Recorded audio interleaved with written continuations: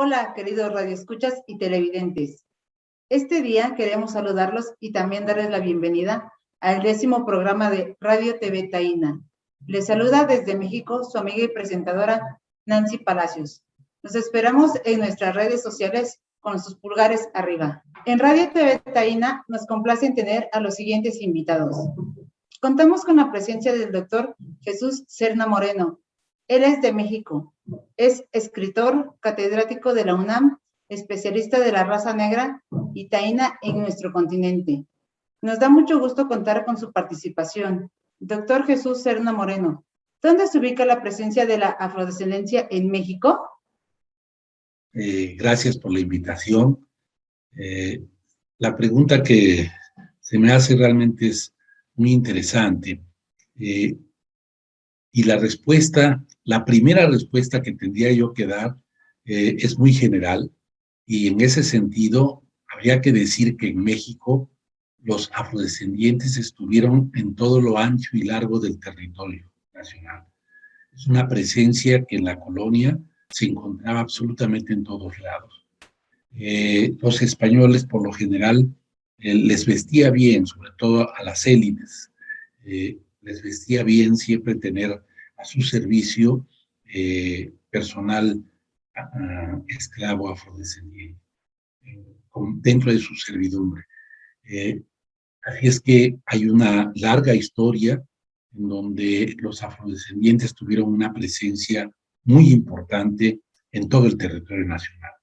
Esa es como la primera respuesta que habría que dar. Sin embargo, habría que decir que los afrodescendientes en México son producto de un mestizaje y por lo tanto se ha ido diluyendo su presencia. Y ya hay un problema de percepción.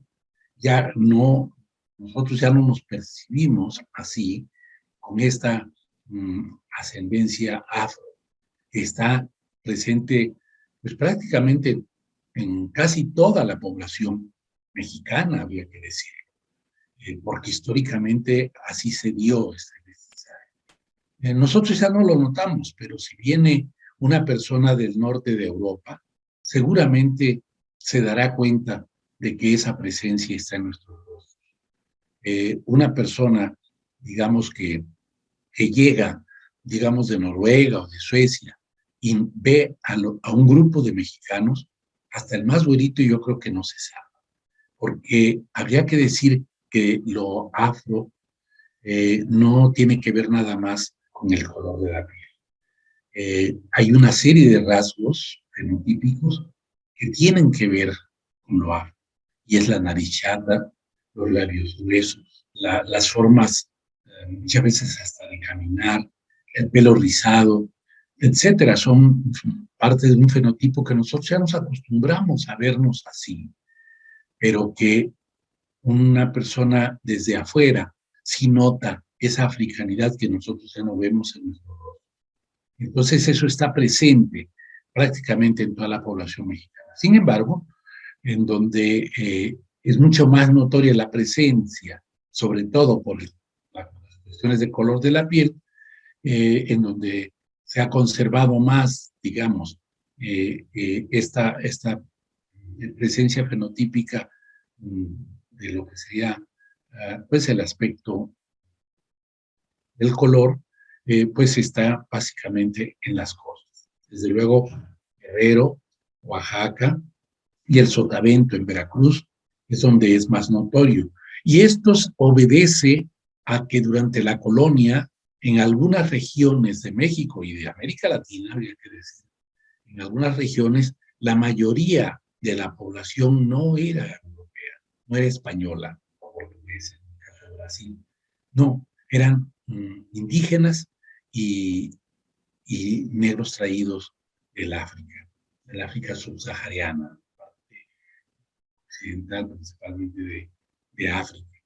De ahí se trajeron amplísimos contingentes.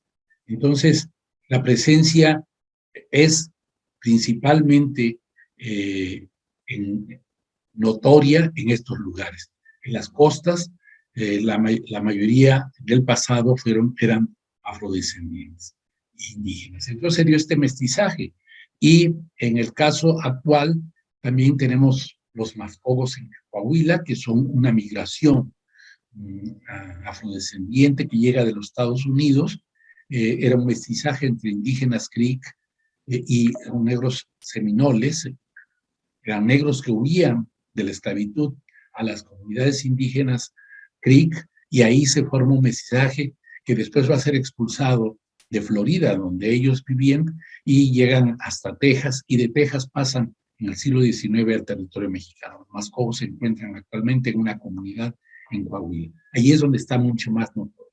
Pero en la actualidad se encuentra en todos lados, no solamente la presencia que viene desde la colonia, sino también la presencia que hay actualmente de migrantes que han venido en los últimos años de África o de Haití o en general de Cuba o de otros lugares del Caribe. Entonces, esa presencia afrodescendiente también debe de ser contada, debe de ser tomada en cuenta. Y en ese sentido, pues hay, según el último censo, casi 3 millones de personas afrodescendientes o negras afrodescendientes en nuestro país. ¿Qué papel ha jugado en México la afrodescendencia? Bueno, el papel que han jugado los afrodescendientes en nuestro país es muy importante. Históricamente, desde luego, la presencia nos hace ver que contribuyeron a la construcción de este país. El legado que nos han dejado, la herencia, digamos, que nos han dejado, pues tiene que ver con toda la época en la que esta mano de obra esclava fue explotada, y eso contribuyó, digamos, a la edificación de este país en muchos sentidos, no solo en el sentido económico, que desde luego es importante, sino también en el cultural. Hay una serie de aspectos culturales que provienen precisamente de los afrodescendientes, que han dejado su huella en la música, principalmente, pero no nada más, la música, el baile, desde luego, pero también en la comida y también en muchas cuestiones culturales, y sobre todo en estos lugares donde es mayoritaria la presencia, por ejemplo en Costa Chica, de Guerrero y de Oaxaca, y en el Sotavento de Veracruz, existen todavía una serie de elementos culturales que tienen que ver con los afrodescendientes, no solamente la música y el baile, que es a lo que siempre se recurre, lo más ocurrido, digamos, cuando se habla de cuál es la contribución de esta población, la población afrodescendiente. No, no es solo eso, por ejemplo, la culinaria, ¿no? La comida, algunas enfermedades, digamos, y cómo son tratadas, ¿no? Que culturalmente se sigue manejando en la cultura popular, ¿no? En las comunidades afros, todavía hay una serie de elementos que tienen que ver con eso. Por ejemplo, es muy diferente cómo entierran a sus muertos los afrodescendientes, los afromexicanos, que los indígenas. Los indígenas tienen una forma de hacer el velorio, los afros es mucho más alegre, lo hacen con música, toman, ¿no? Por lo general, y eso tiene que ver con lo que las formas de ser que se han heredado culturalmente de esta población, y ellos lo distinguen perfectamente, ¿no? Los indígenas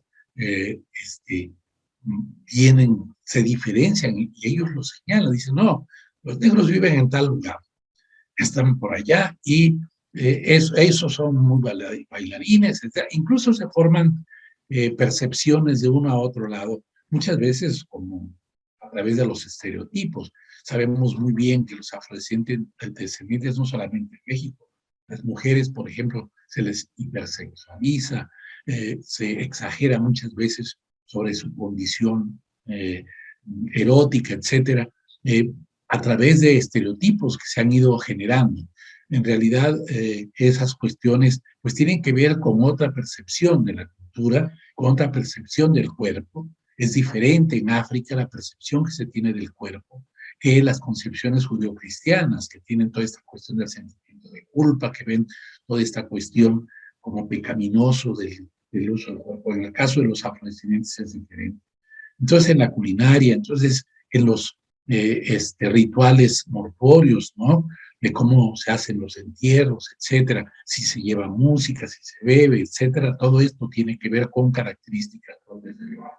Y bueno, están presentes los aportes en muchas esferas de nuestra realidad, de tal manera que tenemos mucho que, digamos, mucha deuda con esta población, digamos, que ha quedado en situaciones de marginalidad, con problemas de educación, con problemas económicos, etcétera. Y por lo mismo es necesario que existan políticas públicas y por eso es muy importante que ya se haya hecho un reconocimiento jurídico y se les haya incorporado a las leyes, a la Constitución, para seguir recordando todo lo que nos dieron en la historia, lo que fue el hecho de que Vicente Guerrero, Morelos y otros héroes de la independencia, por ejemplo, eran afrodescendientes, y eso nunca se nos decía. Ahora es necesario que esto se visibilice para estar orgullosos de tener esta componente etnocultural o etnorracial de los afrodescendientes,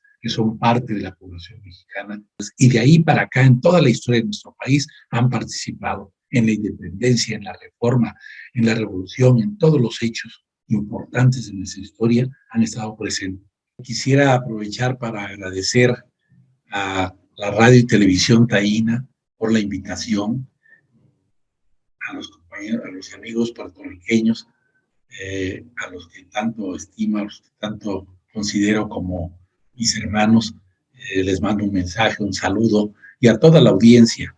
Y pues yo, cuando he estado en Puerto Rico, siempre he manifestado mi solidaridad con ese pueblo hermano y que sé que pues sigue manteniendo su espíritu de independencia cultural y política en relación a su propia especificidad nacional. Un saludo y siempre solidarios con sus luchas, con sus motivaciones que sé que mantienen el pueblo puertorriqueño. A quien nos sentimos orgullosos en América Latina de que sigan conservando su idioma y que sigan defendiéndose. Agradezco la participación del doctor Jesús Serna Moreno. Tenemos como ponente al antropólogo Rodrigo Lucena Delgado. Él es de Venezuela. Es ex consejero de la Embajada de Venezuela en México. Antropólogo Rodrigo, ¿cuál es el papel de los negros en la independencia de Venezuela y de la Gran Colombia?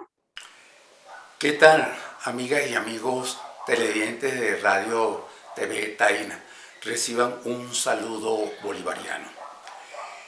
Aprovecho la oportunidad de este momento para comunicarles que me uno a la campaña internacional por la aparición con vida del compañero Carlos Lan Rodríguez, quien lleva un año desaparecido. Fue una desaparición forzada. Lo queremos de regreso y lo queremos con vida. Por otro lado, les doy la mala noticia también de la desaparición física del compañero Rubén López Cura, quien este 24 de septiembre nos dejó.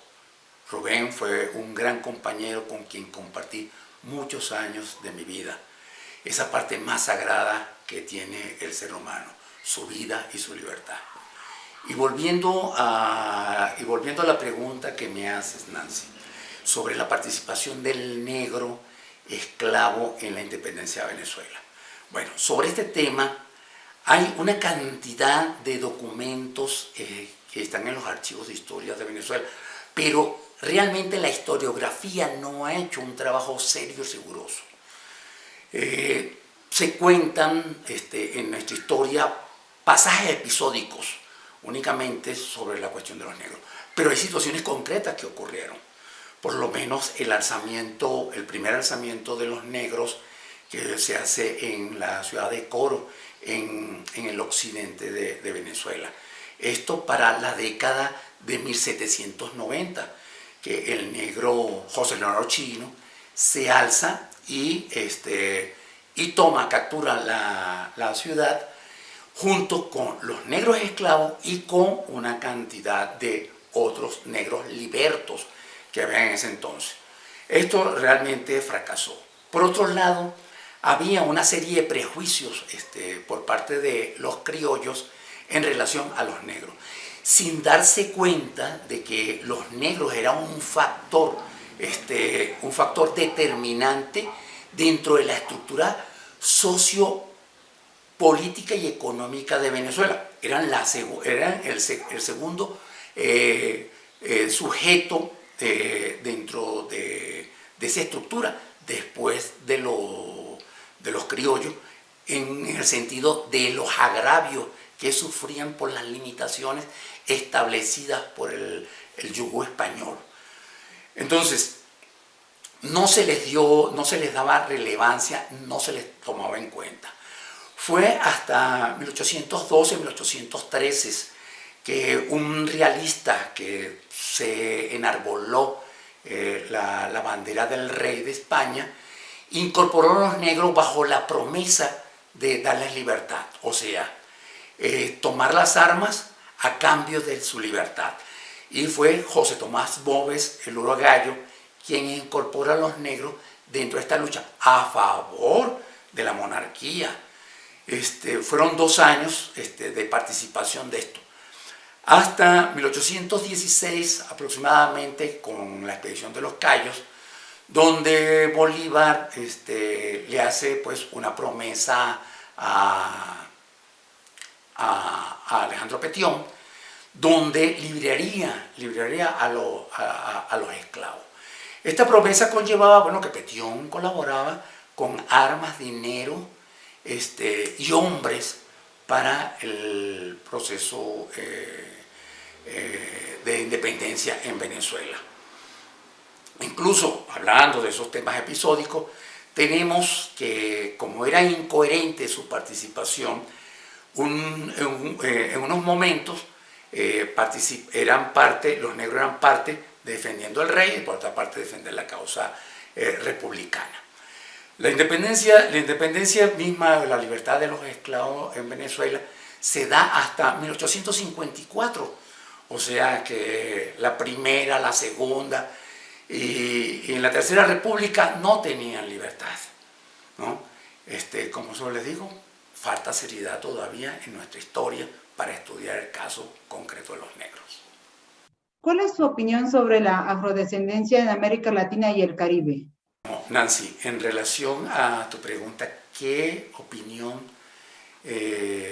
tengo sobre ese criterio de que como concepto se maneja de afrodescendiente? Yo no estoy de acuerdo.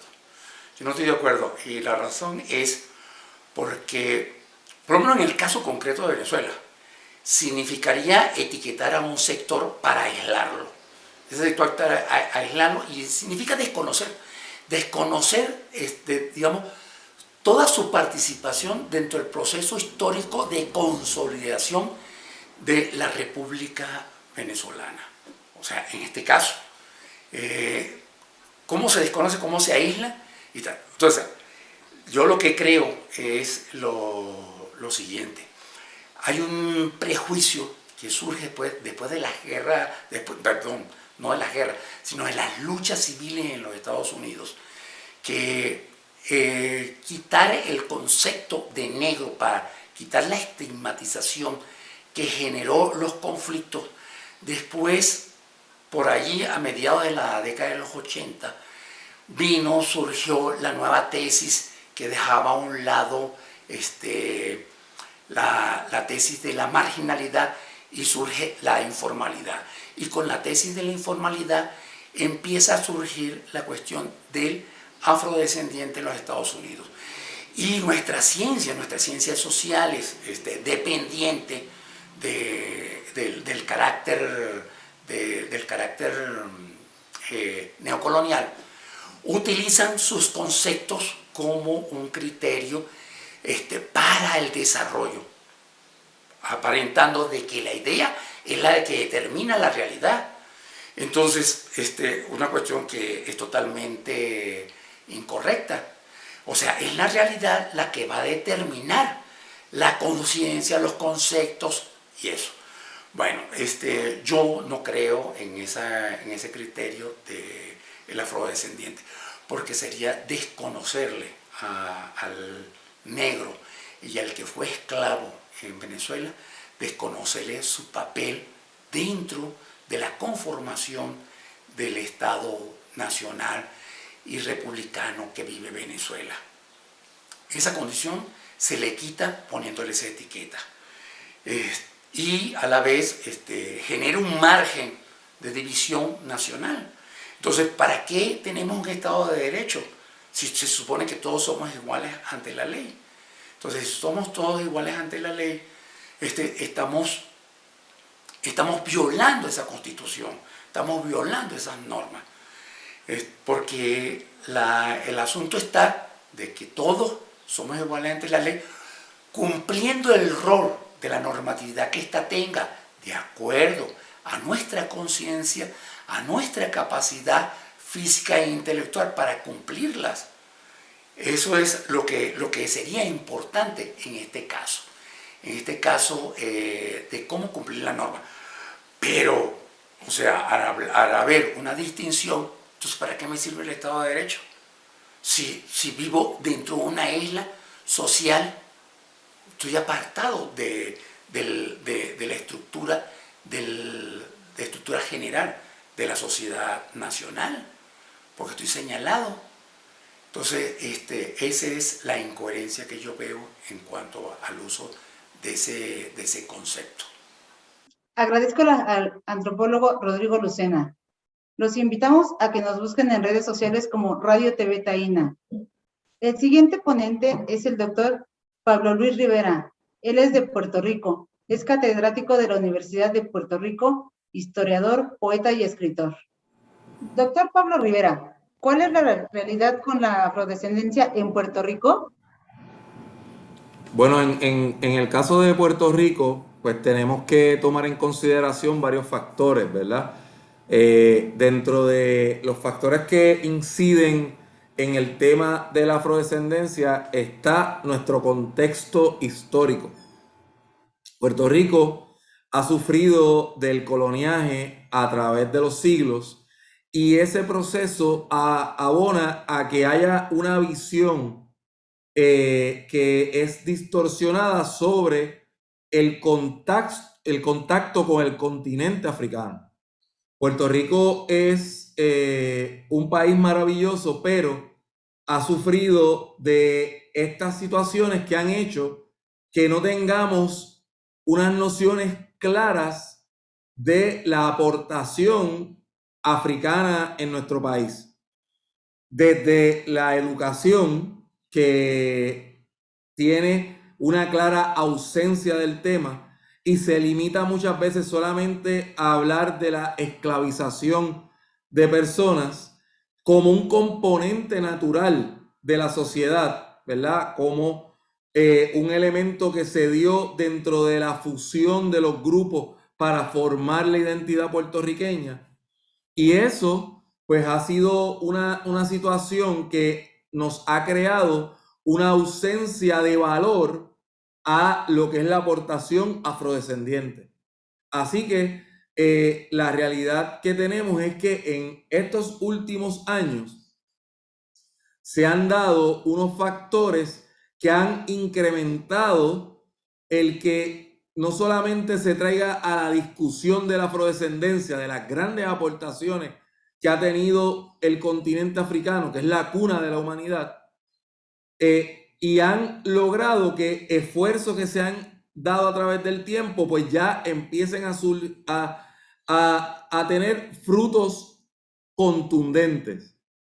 Se está empezando un proceso de legislación que está incluyendo más las aportaciones y también el hecho de integración de los elementos afrodescendientes. La educación está visualizándose, ¿verdad? Con asuntos, ¿verdad? Que empiezan a incluir el tema. Se están empezando a dar reconocimientos, porque en Puerto Rico hemos tenido grandes aportaciones y muchas veces se entrelazan solamente a unas áreas. Yo creo que epistemológicamente tenemos que hablar de la afrodescendencia desde esas aportaciones que no solamente se dan en el área cultural, en la música, en el arte, en la gastronomía, sino también en el pensamiento afropuertorriqueño. Y yo creo que tenemos la situación de que originalmente, siendo colonia de España, pues obviamente había una situación donde se vanagloriaba al opresor y se subestimaba al oprimido, sino que ahora, ¿verdad? Cuando se da ese cambio de soberanía en 1898 y se da una noción que cambia y se transforma desde esa invasión de Estados Unidos y del proceso colonial con Estados Unidos, que es el que tenemos todavía, pues de pugnas, porque lo que se inculca hace que estemos enajenados, ¿verdad? En un espacio insular que nos hace estar enajenados primero, porque miramos hacia Estados Unidos y no miramos hacia el continente, no miramos hacia el Caribe, no miramos hacia las comunidades en América continental que están constantemente aportando, ¿verdad? Los garífunas, las aportaciones de Haití, esa revolución haitiana que tuvo tantas connotaciones en el panorama americano y que no miramos estando tan cerca, pues nos ha, ¿verdad?, planteado que estamos sin duda alguna en un mejor momento en las discusiones gracias al esfuerzo de organizaciones, de personas, que también tenemos, ¿verdad?, esa coyuntura histórica del decenio de la afrodescendencia. Eso crea actividades, pero todavía sin duda alguna tenemos mucho camino por recorrer porque necesitamos, por ejemplo, tener figuras afrodescendientes en posiciones de poder, ¿verdad? En las esferas de poder. Necesitamos que las personas afrodescendientes se cuenten. Necesitamos que las personas afrodescendientes tengan una participación equitativa. Necesitamos erradicar problemas como las microagresiones. Así que me parece que sin duda Puerto Rico tiene un gran reto en términos de no solamente reconocer la afrodescendencia con las palabras, sino llevar un marco de acción que es fundamental, porque tenemos que conseguir que haya una participación equitativa, que se rompan muchos mitos que tenemos, donde ahí, ¿verdad?, como hablar de África como un país y no como un continente con un grupo de etnias, no una raza, porque la raza es la humana. Y yo creo que aquí tenemos el reto de que hablamos de la mezcla de razas y no de la mezcla de etnias. Y yo creo que poco a poco pues tenemos que seguir utilizando la educación como un recurso indispensable para reafirmar la afrodescendencia puertorriqueña. ¿Cuáles son los retos que plantea el reconocimiento de la afrodescendencia en Puerto Rico? Pues me parece que los retos son muchos. Primero, uno de los grandes retos es que estemos inmersos en el proceso educativo del país. En Puerto Rico hay una ausencia de discusión amplia del tema de la afrodescendencia. Todavía hoy tenemos el problema de que las instituciones de educación superior y las instituciones privadas, públicas, privadas, tienen la situación de que tienen la prerrogativa de no necesariamente tener que discutir estos temas. Y yo creo que la base de la educación es fundamental porque necesitamos que el país comprenda unos aspectos. Una cosa que nos sucede mucho es que vamos a ofrecer conferencias y preguntamos si tenemos herencia africana en Puerto Rico y las personas tienden incluso hasta molestarse porque estoy preguntando algo absurdo, porque es como que inconcebible pensar que no tenemos herencia africana. Y ahí yo les tomo una foto a las personas, levantando la mano y afirmando la herencia africana, la africanidad, la afrodescendencia. Y cuando ya, ¿verdad?, tomo la foto, ¿verdad?, un ejercicio simbólico, les digo, pues ahora vuelvan y levanten la mano los que me puedan hablar sobre de qué parte de África es que tenemos herencia. Y ahí o no levantan las manos, o quizás alguna persona habla en un contexto general, o se asombran porque no se habían dado cuenta que no conocían nada sobre su herencia africana, sobre su afrodescendencia, sobre su ancestralidad. Entonces ahí, ¿verdad? Yo cínicamente les digo, pues eso es como que me pregunten por mi mamá y me digan, ¿qué usted opina de su mamá? Oh, la mejor mamá del mundo.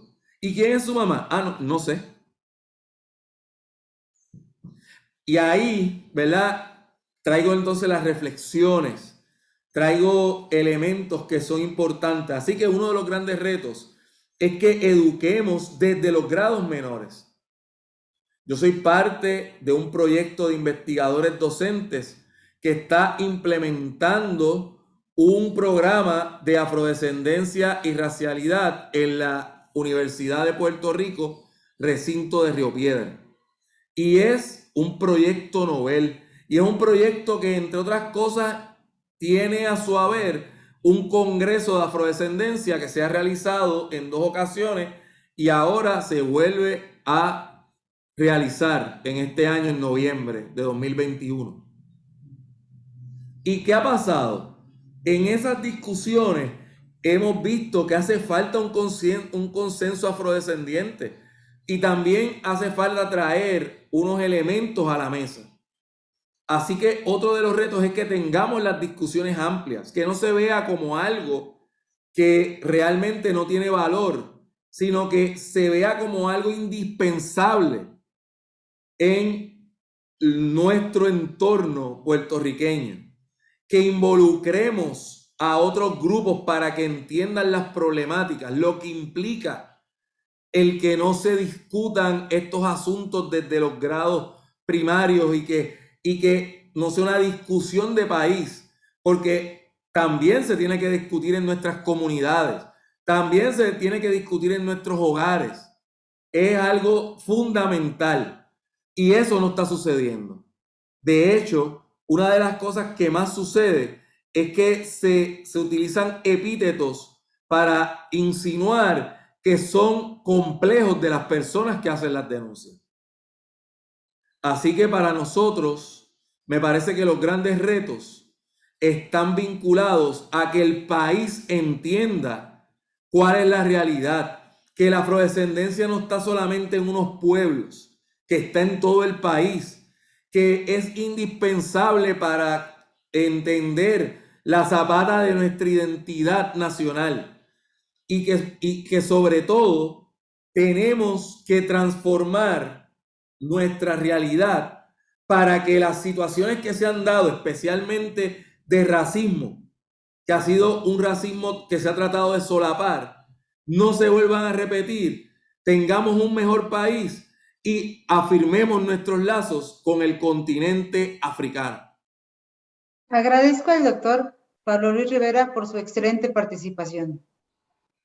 En el segmento cultural tenemos la entrevista a José Ortiz, conocido como Dr. Doom, intérprete de los ritmos de bomba y de plena de Puerto Rico. Va a llevar a cabo esta entrevista nuestra corresponsal en Nueva York, Lourdes García.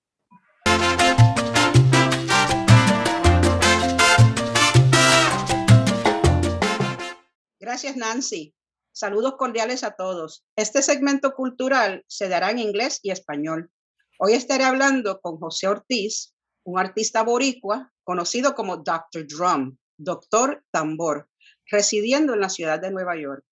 El compañero José es el director del grupo Bomba Yo, un grupo que promueve la música bomba y plena y que se ha dedicado a trabajar con la comunidad boricua en la diáspora y a colaborar en la lucha por la independencia de Puerto Rico. Bienvenido, José, y gracias por estar con nosotros hoy. ¿Cuándo empezaste a tocar los tambores, José? ¿Y qué es bomba y plena? ¿Y nos puedes dar una muestra de la música? Sí, primero dame, mis padres, los dos nacieron de Incagua, Puerto Rico, y después vinieron para acá, para Nueva York, y ahí fue donde yo nací, aquí mismo en Nueva York. Pero mi primera experiencia con el tambor fue mayo 5, 1964. Yo tenía 5 años y ahí fue que cruzar la calle en el mismo Claremont Park, un parque ahí entre Fulton y Claremont Avenue en el Bronx. Venía una gente ahí tocando conga y yo vivía a cruzar la calle y ahí fue que me cogí enteré del tambor y corriendo a cruzar la calle, ahí fue que me chocó un carro. Y así fue que empezó la experiencia con el tambor.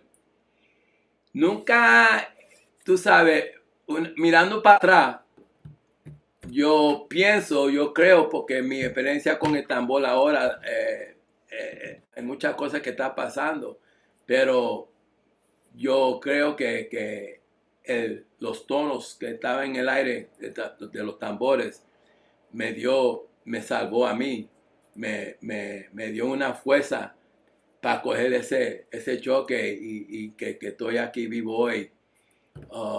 Es una cosa que yo creo que la música del tambor me salvó a mí.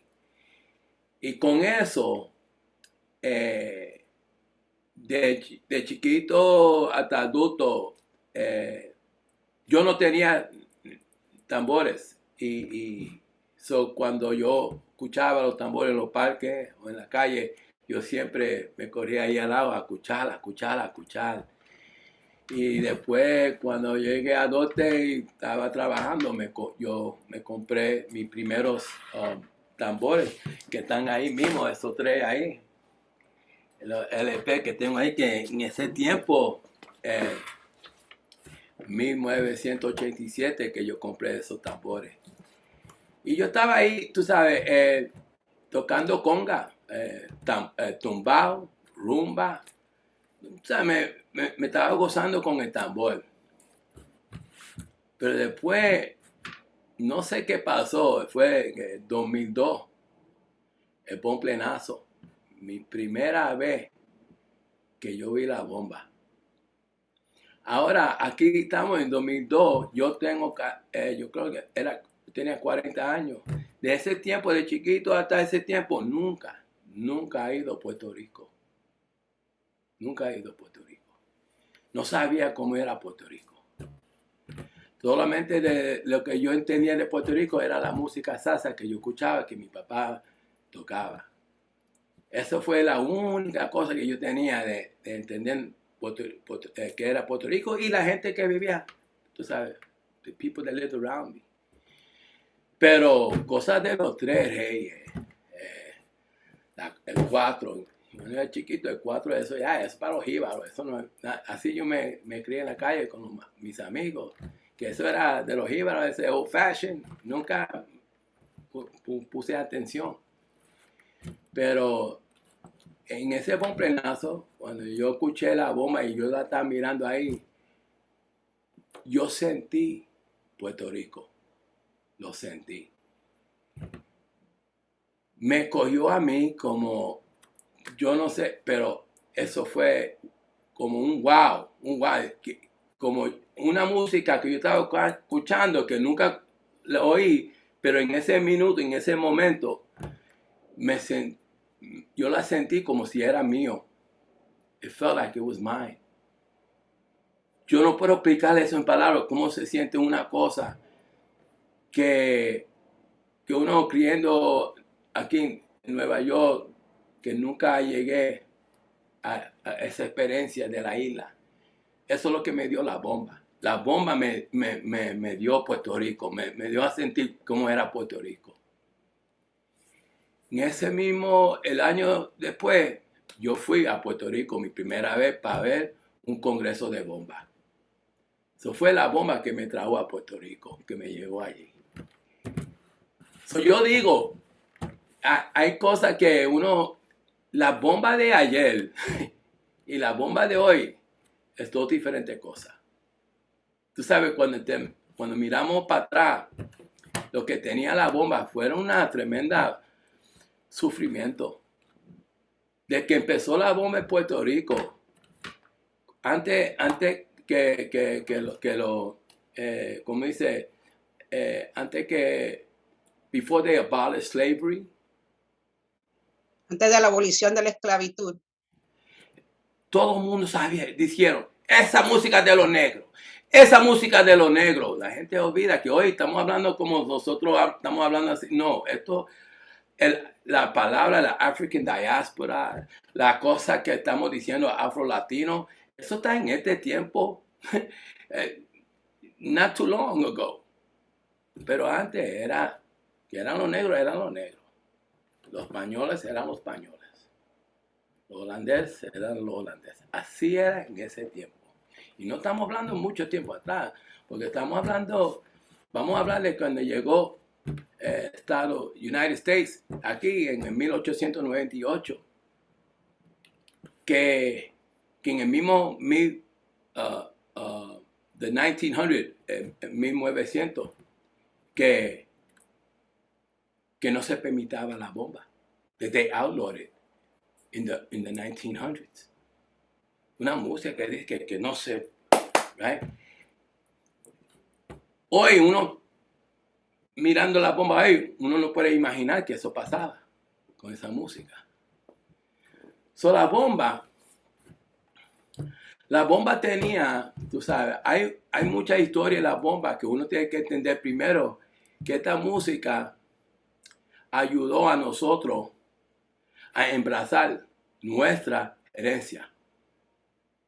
Porque hay muchos que negaban que somos africanos.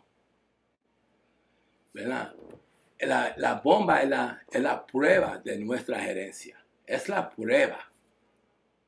Antes que el baile de la bomba, los barriles, eso son cosas que sí, si uno va a aprender la bomba, tiene que aprender que el tambor se llama, este mismo tambor son las bombas. Estos son las bombas. Y entre las bombas hay dos tambores. El puliador y el primo. Eso es vamos a hablar de la bomba. Después hay el cuac, que son los palitos, y la maraca. Esos son los instrumentos de percusión que están en la familia de la bomba. Y después hay la música, los ritmos. Que con la bomba es muy importante, que la bomba, los ritmos tienen nombres. ¿Y por qué eso es importante? Pues imagina los africanos que lo pusieron, que lo enclavaban, the enslaved Africans. Los esclavos, los esclavos africanos. Los esclavos africanos, que fueron los primeros que se quitaron de ellos. ¿Verdad? Los nombres.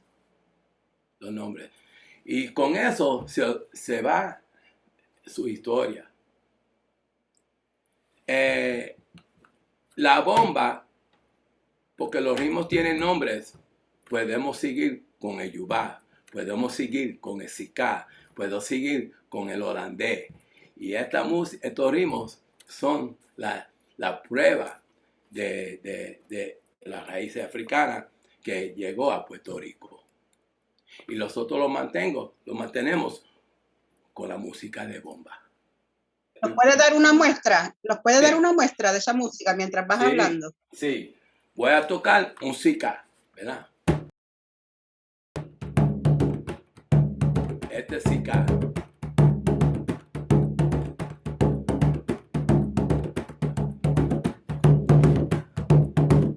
Y ahí, a ver, cuando uno está tocando su bomba, inspira muchas cosas, depende de lo que está pasando en este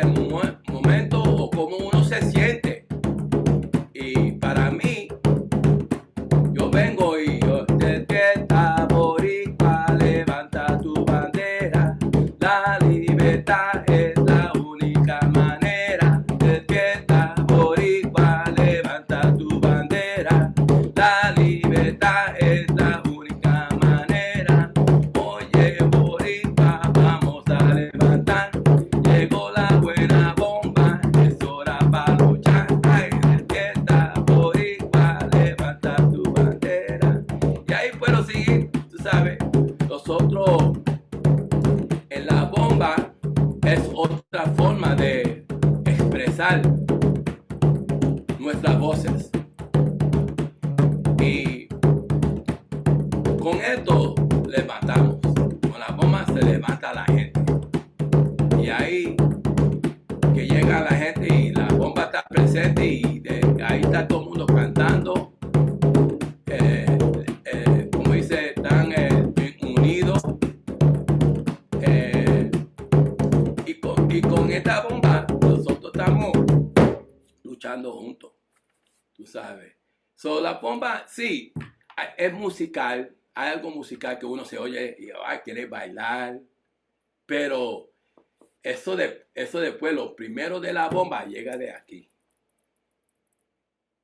Cuando uno está tocando bomba, para mí, cuando yo estoy tocando bomba, ahí es mi orgullo puertorriqueño. Es mi orgullo puertorriqueño. Una canción que esos primeros días cuando yo estaba aprendiendo la bomba que me llegó a mí, que yo dije, mundele, mundele, lo que no tiene, yo lo tengo. Mirica bomba, orgullo puertorriqueño. Mundele, mundele, lo que no tiene, yo lo tengo. Mirica bomba, orgullo puertorriqueño. Ahí quiero decir que el mundele es la sistema. Tú sabes, la sistema que siempre tenemos nosotros pisados. Mundele es el Jones Act, es todo lo que tiene Puerto Rico pisado. Ese es el mundele. Y yo le digo a ellos lo que tú no tienes, yo tengo. Mirica bomba, orgullo puertorriqueño. Y con eso nadie me puede quitar, nadie me puede sacar eso de mí. Porque eso es lo que yo tengo. Eso no me puede quitar eso. Me puede quitar mi dinero. A veces me quita hasta mi derecho de respirar, porque mira lo que está pasando en el mundo, que no podemos respirar aire limpio, ¿verdad? Eso no nosotros, ese es el mundo que está haciendo eso, ese es el mundele que está haciendo eso. Y la bomba. José, ¿nos puedes hablar un poco de Bombayó? ¿Qué es Bombayó? Bombayó. ¿Por qué creaste el grupo Bombayó? ¿Qué es? ¿Por qué lo creaste y qué trabajo está haciendo en la comunidad y dentro del movimiento puertorriqueño? Pues Bombayó es otra forma de cómo llegó la bomba a mí, que yo no sabía que era de mí. Eso mismo es lo que pasó con Bombayó.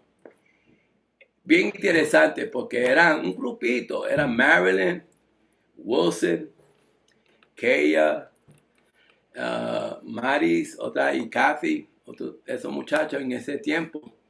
Yo estaba trabajando en escuela y yo estaba dando clases de bomba.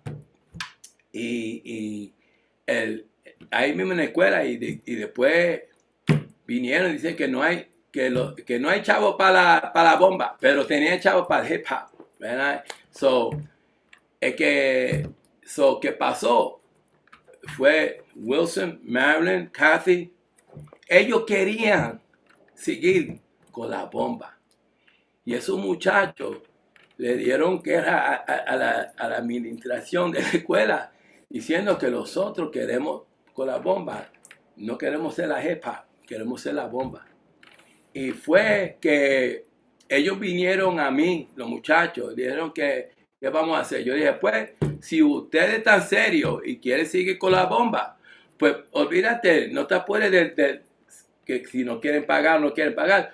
Vamos nosotros a seguir con esta lucha. Y así fue que empezó Bombayó. Una práctica una cosa que los niños sabían que esta música era importante para ellos. Y yo también sabía, pero yo no podía, tú sabes, yo no quería decir a ellos como es, no, yo quería que ellos mismos se entendían que era importante para ellos. Y eso mismo fue que ellos hicieron. Ellos bajaron nosotros un salón ahí en la escuela porque yo era supervisor de lunchroom. Mi trabajo de escuela era supervisor de lunchroom. Y como quiera, yo me quedé ahí con ellos practicando y cada día. Y ahí vinieron, tú sabes, el trabajo de nosotros lo empezó con mucha, como dice, en la lucha, que en ese tiempo también, tú sabes, nosotros éramos el único grupo que estamos apoyando, dando soporte a cualquiera que necesitaba bomba, pero tenía que tener un propósito. No era para nosotros a tocar, a vacilar. No, eran cosas que cuando tenían una reunión de hablar de climate change o de la justicia, de justice, cosas así. Yo estaba ahí con los muchachos porque yo quería que ellos aprendan también lo que estaba pasando en el mundo y también entender que esta música es importante para estar ahí y para que ellos también aprendan que solamente en la lucha no se puede solamente en una cosa, que la música es parte de la lucha. Y ahí fue que llegó Bombayó. Bombayó, igual como yo, que no sabía quién era yo, el grupo es un grupo que subió, que se levantó la conciencia entre la bomba. Sí. Yo sé que Bombayó ha estado participando en muchos eventos, Sí. como tú dijiste, tratando de traer a los jóvenes, ¿verdad? Tú eras director del supervisor de los comedores de la escuela, empiezas a traer a los jóvenes y ahora tú los traes en las luchas nuestras. Yo he estado en muchas manifestaciones donde ustedes nos han acompañado con los tambores, y yo sé que en la comunidad del Bronx, que es una comunidad, un barrio puertorriqueño muy grande aquí en Nueva York, ustedes han estado denunciando todo, la contaminación ambiental, el problema de vivienda, de salud. Cada vez que yo me volteo y cada vez que escucho algo, ahí está Bombayó acompañando a la comunidad puertorriqueña, a los boricuas en nuestras luchas acá en los Estados Unidos, no solamente en Nueva York, porque yo sé que tú has viajado a otras partes de los Estados Unidos, sino que también apoyándonos en la lucha contra el colonialismo. Y por eso has ido a Puerto Rico, y yo sé que Bombayó ha tenido mucho empeño en el trabajo que está haciendo con nosotros acá y allá.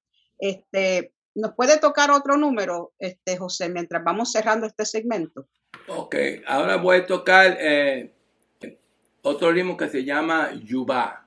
El Yubá, y es como un ritmo de 6/8, pero no quiero hablar así, de eso, ¿cómo dice? El lenguaje que cuando hablan los músicos, ¿verdad? La técnica, es un 6/8, pero el Yubá es uno de los ritmos de la bomba y que tiene un sentimiento en este ritmo. Vamos a escuchar cómo se oye. Y otra cosa, aunque dicen que, porque la cosa es que dicen, que hay tantos ritmos, pero en la bomba los ritmos venían con las canciones. Y por eso que hoy, aunque se pueden decir que tiene 50 ritmos, 52 ritmos, no, porque eso son cosas que están hablando de ¿cómo dice? Cosas que hablan de data, de cuando leen en el Google o algo así. Eso son información, pero en realidad nosotros tocamos Yubá, Sika, holandés, Wembe, Oyomulá, 6 corridos. Son como 6, 8 ritmos que estamos tocando, que estamos cantando canciones con ellos. Por ejemplo, Yubá. Estoy buscando un árbol que me dé sombra, que me dé sombra, que me dé sombra. Estoy buscando un árbol que me dé sombra. Ay, porque que tengo calor a mí me da. Estoy buscando un árbol que me dé sombra. Ay, que me dé sombra, que me dé sombra. Estoy buscando un árbol que me dé sombra. Ay, que huele tan lindo como flores la harina. Estoy buscando un árbol que me dé sombra, que me dé sombra, que me dé sombra. Pero esto es Yubá, y es una canción tradicional que canta la gente, que ya se sabe, algunos puertorriqueños lo saben, no todos, porque hasta ahora están aprendiendo los mismos puertorriqueños las canciones de la bomba, todavía no lo saben. Dicen que es una tradición, pero ¿cómo es una tradición si no sabe las canciones? Es otra vez una idea, pero la realidad, somos lejos de la isla, entender lo que es la bomba. ve ahora, en esto, en the past 10 years, los 10 años pasados, la bomba sí subió en Puerto Rico. Right? Pero no estaba así. Y cogió mira, Bomba Yo empezó en 2006. Y cuando nosotros estamos allí tocando, nosotros allí tocamos, todo el mundo, ¿qué es eso? ¿Qué es eso? Cuando nosotros estamos cantando, nadie podía cantar con nosotros porque no sabían las canciones, ¿verdad? La bomba ha cogido muchos golpes, pero también mucho tiempo para llegar, y todavía la bomba está tocando la puerta, todavía está tocando la puerta. Ahora vamos con el Cuembe.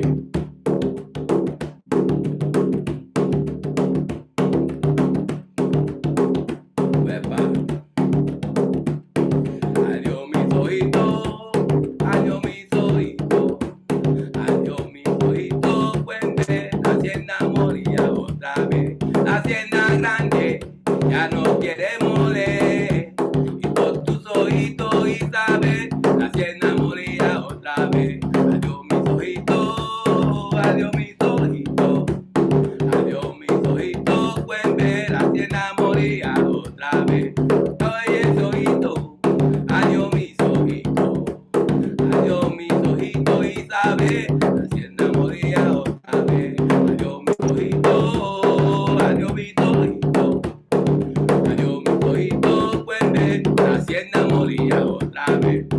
Pues ahí también las canciones hay cosas en las canciones, las palabras, cuando uno se escucha las palabras, que está diciendo algo que es importante, que en ese tiempo estaba diciendo adiós mis ojitos, adiós mis ojitos, adiós mis ojitos, Isabel, la hacienda molía otra vez. Pues ¿qué pasaba? Que en los pueblos en Puerto Rico, como por ejemplo el Cataño, en un tiempo el Cataño, que estaba trabajando la hacienda, y ahí fue que llegaban los trabajadores y que bebían esas luces, tenían que ir para Cataño para trabajar.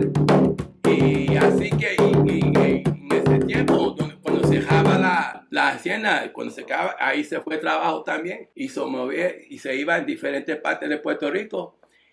Con eso, Bomba es nuestra historia. Con las canciones se puede aprender mucho de cosas también. Gracias, José. Doctor Tambor, ahora sabemos por qué te llaman el Doctor Tambor. Gracias por acompañarnos hoy y por compartir esa información tan importante sobre nuestra cultura puertorriqueña. Para más información sobre Bomba Yo y sobre Doctor Tambor, pueden llamar al compañero José Ortiz al número 347-310-0583. Repito, compañero José Ortiz al 347-310-0583. Hermanas y hermanos, el trabajo cultural es imprescindible en las luchas de nuestro pueblo. En el caso de Puerto Rico podemos ver la diversidad de nuestra cultura, una cultura rica, una cultura viva, que el imperio norteamericano no ha logrado aplastar ni destruir. El trabajo de los compañeros como José Ortiz y Bomba Yo es imprescindible porque mantienen viva nuestra herencia cultural, especialmente la herencia cultural africana, y con sus tambores que llevan al pueblo puertorriqueño un mensaje de orgullo, de afirmación nacional ante la explotación colonial que sufre y de acompañamiento en la lucha por la liberación de nuestro pueblo. Lourdes García González, su corresponsal para Radio TV Taína en los Estados Unidos. ¡Que viva Puerto Rico! ¡Que viva Puerto Rico!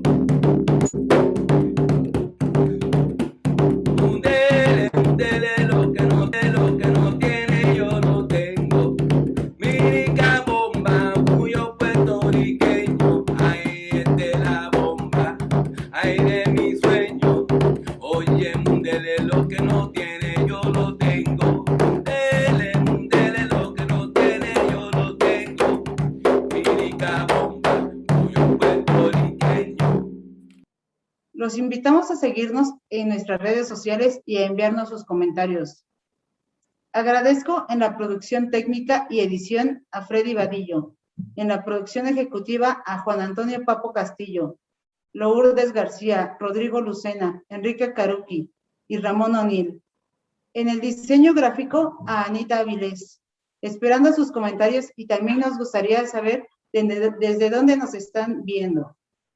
Escríbanos en nuestras redes sociales. Y también los invitamos a comunicarse con nosotros a los siguientes números telefónicos. Que pasen una excelente tarde. Se despide de ustedes su amiga Nancy Palacios.